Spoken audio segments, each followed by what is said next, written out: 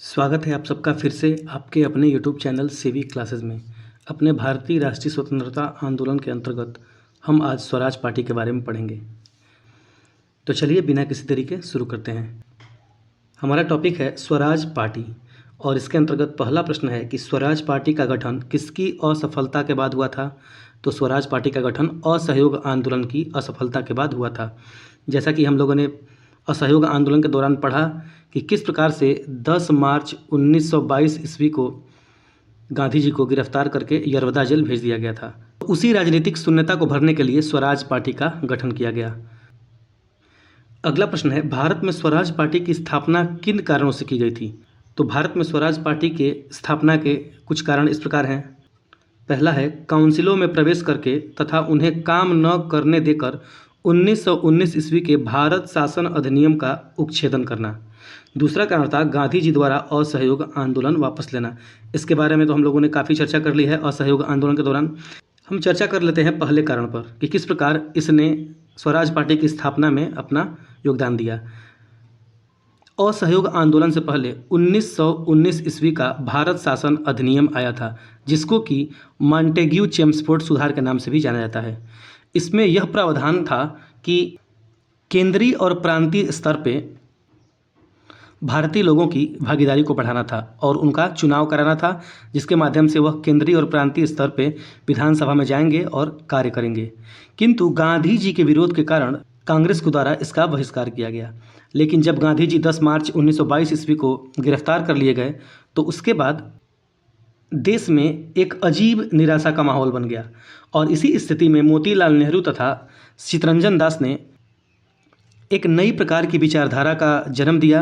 उन्होंने कहा कि हम मॉन्टेग्यू चेम्सफोर्ड सुधार के अंतर्गत नियमों के अनुसार चुनाव में भाग लेंगे और काउंसिल में प्रवेश करेंगे और अंग्रेजों को काम नहीं करने देकर अपना विरोध प्रदर्शन करेंगे।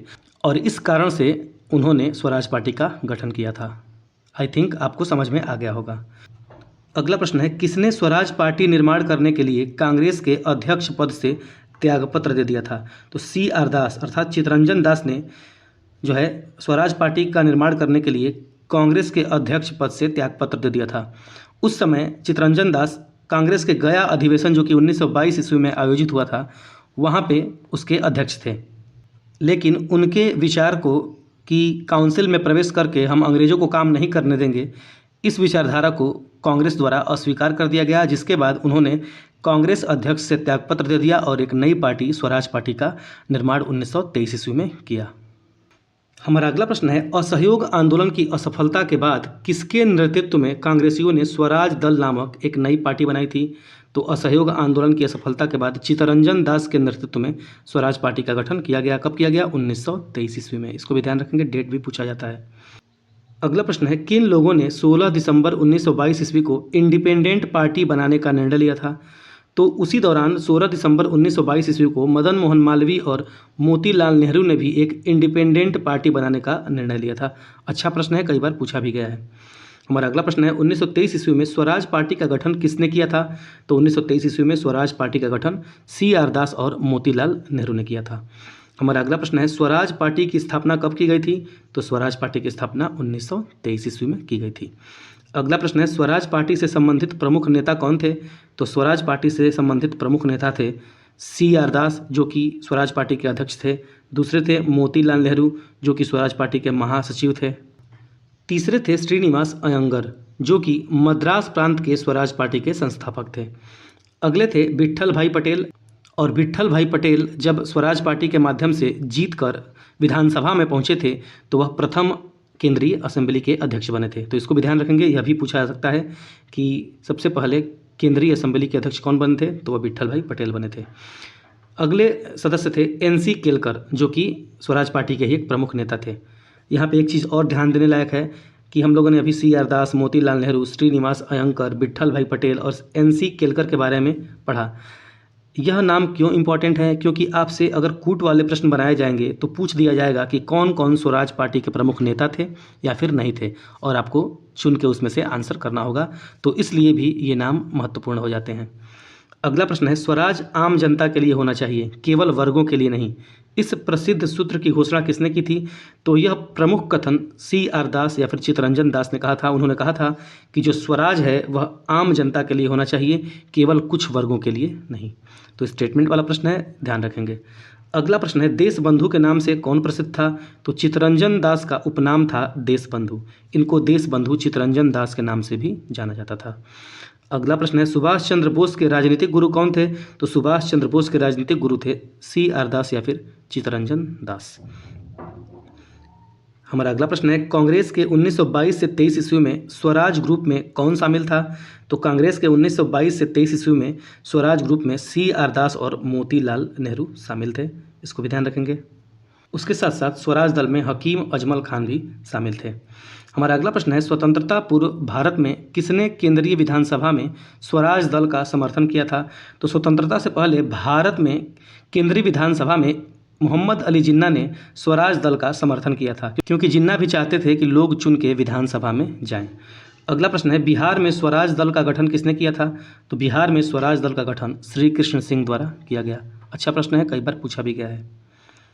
आगे बढ़ने से पहले आपको बता दें कि कुछ दिन बाद गांधी जी भी इस बात को लेके सहमत हो जाएंगे और वह व्यक्तिगत रूप से चुनाव लड़ने का आदेश दे देंगे।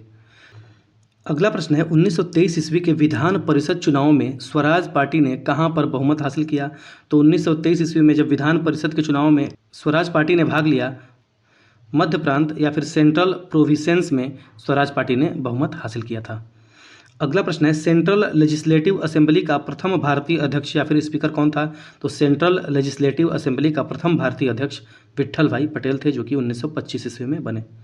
अगला प्रश्न है, C.R. दास की मृत्यु के बाद स्वराज पार्टी का अनेक दलों में C.R. दास की मृत्यु के बाद स्वराज दल का अनेक दलों में विभाजन हो गया और प्रतिक्रियावादी दल ने किसके लिए कार्य किया था?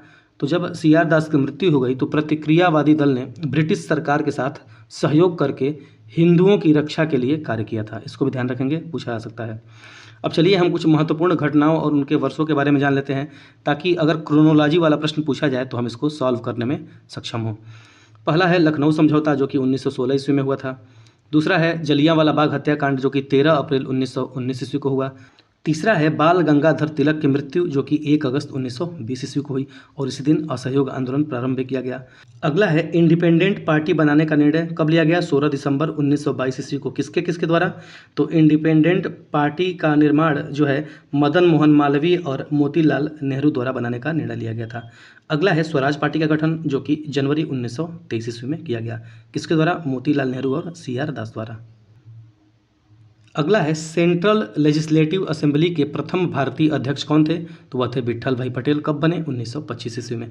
तो यह था हमारा स्वराज पार्टी संबंधित वीडियो। काफ़ी छोटा टॉपिक था, लेकिन हम लोगों ने इसे काफ़ी अच्छे ढंग से पढ़ा और आशा है कि इसी से सारे प्रश्न पूछे जाएंगे अगर वह स्वराज पार्टी से पूछे जाते हैं तो।